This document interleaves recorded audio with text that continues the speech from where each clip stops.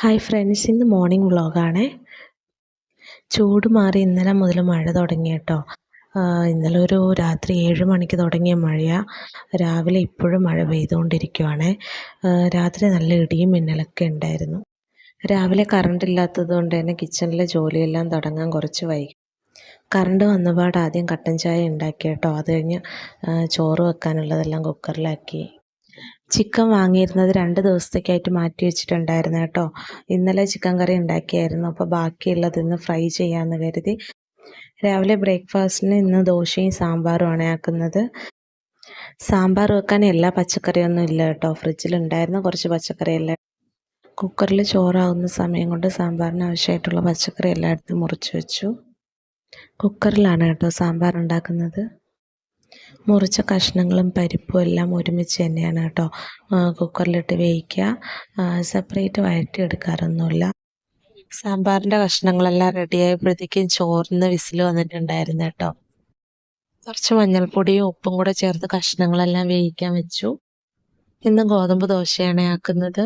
ഇപ്പോൾ ആ സമയം ഗോതമ്പ് പൊടി എടുത്തിട്ട് കുറച്ച് ഉപ്പും ഇട്ട് വെള്ളം ഒഴിച്ച് നന്നായിട്ട് മിക്സാക്കി.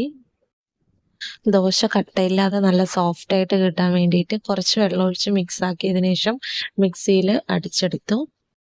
സാമ്പാറിന് വേണ്ട പുളി വെള്ളത്തിൽ കുതിർത്തി വെച്ചു. പിന്നെ ആവശ്യമായിട്ടുള്ള കൂട്ടെല്ലാം റെഡിയാക്കി കേട്ടോ. മുളകും മല്ലിയും എല്ലാം ഒരുമിച്ചെടുത്തിട്ട് അത് കുറച്ച് വെള്ളം ഒഴിച്ച് മിക്സാക്കി വെച്ചു. കഷ്ണങ്ങളും പരിപ്പെല്ലാം ഒരുമിച്ചിടുന്നത് കൊണ്ട് തന്നെ ഒരു 4 വിസിൽ കേൾപ്പിക്കും കേട്ടോ. 4 വിസിലായപ്പോഴത്തേക്കും കുക്കർ എടുത്ത് മാറ്റിയിട്ടുണ്ടായിരുന്നേ. ഓരോ ജോലി ചെയ്യുമ്പോഴത്തേക്കും ഞാൻ ഇടയ്ക്കിടയ്ക്ക് സ്ലാബെല്ലാം ക്ലീൻ ചെയ്ത് വെക്കും കേട്ടോ, തുടച്ചെല്ലാം നീറ്റാക്കിയിട്ട്. അല്ലെങ്കിൽ എനിക്ക് ഇതൊന്നും ചെയ്യാനൊരു സുഖം ഉണ്ടാവില്ല. സാമ്പാർ ഉണ്ടാക്കുന്ന ദിവസം ദോശയോ ഇഡ്ഡലിയോ ആണ് ബ്രേക്ക്ഫാസ്റ്റിന് ഉണ്ടാക്കാറ് കേട്ടോ. അരച്ച മാവൊന്നും ബാക്കിയില്ലാത്തത് കൊണ്ട് ഇന്ന് ഗോതമ്പ് ദോശ ആക്കാമെന്ന് കരുതിയത്. നല്ല സോഫ്റ്റായിട്ട് തന്നെ ഇന്നത്തെ ദോശ നല്ല ക്രിസ്പി ആയിട്ടെല്ലാം കിട്ടിയിട്ടുണ്ടായിരുന്നു. ദോശ ഉണ്ടാക്കുന്ന ദിവസം കുറച്ച് കൂടുതൽ സമയം വേണം കേട്ടോ ബ്രേക്ക്ഫാസ്റ്റെല്ലാം റെഡി ആവാൻ വേണ്ടിയിട്ട്. ഓരോ ദോശയായിട്ട് ഉണ്ടാക്കുമ്പോഴത്തേക്കും സമയം കുറേ പോയിട്ടുണ്ടാവും. ഈ സമയം ചിക്കൻ്റെ ഐസെല്ലാം മെൽട്ടായിട്ടുണ്ടായിരുന്നു കേട്ടോ. ചിക്കനിൽ വെളുത്തുള്ളിയൊക്കെ ചതച്ചിട്ട് മസാലയെല്ലാം പുരട്ടി റെസ്റ്റ് ചെയ്യാൻ വെച്ചു കേട്ടോ. രാവിലെ എഴുന്നേറ്റ് അയറ് ഇത്രയും നേരം പുറത്ത് കളിയായിരുന്നു കേട്ടോ. ഇപ്പോഴാണ് ആൾ കിച്ചണിലെത്തിയത്. എത്തിക്കഴിഞ്ഞാൽ ആൾക്ക് സ്ലാബിലിരിക്കണം, അവിടെയുള്ള പാത്രങ്ങളെല്ലാം വാരിപ്പറക്കി എടുക്കണം. ഇതൊക്കെയാണ് പരിപാടി. ഞാൻ വീഡിയോ എടുക്കുന്നുണ്ടെന്ന് ആൾക്ക് മനസ്സിലായി കേട്ടോ. അങ്ങനെ വീഡിയോയിൽ നോക്കി ഓരോന്നൊക്കെ പറയുകയാണ്. അമ്മ, ഞാനാരാ അമ്മ, ഞാനാരാ ഹൈറ, ഇങ്ങനെയെല്ലാം ഓരോന്നെല്ലാം പറയുമായിരുന്നു. ഭയങ്കര സ്നേഹപ്രകടനം. കിച്ചണിൽ ഞാൻ ഓരോന്ന് ചെയ്യുന്നതൊക്കെ ആൾക്കും ചെയ്യാൻ ഭയങ്കര ഇഷ്ടമാണ് കേട്ടോ. എല്ലാത്തിലും വന്ന് കൈയിട്ടിട്ടുണ്ടാവുമേ. അങ്ങനെ ചിക്കനെല്ലാം പൊരിക്കാൻ പറക്കിയിട്ടു അതിലും ആൾ വന്ന് എല്ലാം കളിക്കുന്നുണ്ടായിരുന്നു. ഇൻഡക്ഷനിൽ ചിക്കൻ ഫ്രൈ ചെയ്യാൻ വെച്ചിട്ട് ഗ്യാസിൽ വെച്ചിട്ട് സാമ്പാറിനുള്ള കൂട്ടെല്ലാം റെഡിയാക്കാമെന്ന് കരുതി. സാമ്പാറിന് റെഡിയാക്കി വെച്ചിട്ടുണ്ടായിരുന്ന മസാല കടുക് പൊട്ടിച്ച് അതിൽ ചൂടാക്കിയെടുത്തു. സാമ്പാർ ഉണ്ടാക്കുന്ന ദിവസം ഉച്ചത്തേക്ക് ചോറിനും കൂടെ കണക്കാക്കി എടുക്കും കേട്ടോ.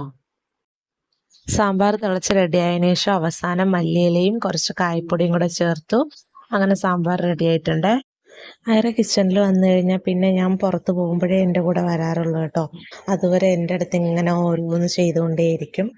ആളിപ്പം ബൂസ്റ്റ് കഴിക്കും കേട്ടോ പാത്രത്തിൽ, അല്ലെങ്കിൽ ഉള്ളി വാരി കളിക്കുമോ അങ്ങനെ എന്തെങ്കിലും അരി വാരി കളിക്കുമോ എന്തെങ്കിലുമൊക്കെ ചെയ്തുകൊണ്ടിരിക്കും.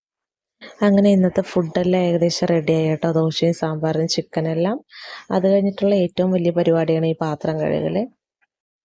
എൻ്റെ കിച്ചണിൽ അത്യാവശ്യത്തിനുള്ള കുറച്ച് പാത്രങ്ങൾ മാത്രമേ ഉള്ളൂ കേട്ടോ. എനിക്കിങ്ങനെ ഒരുപാട് പാത്രങ്ങളൊന്നും വാരി ഇടുന്നത് ഇഷ്ടമല്ല.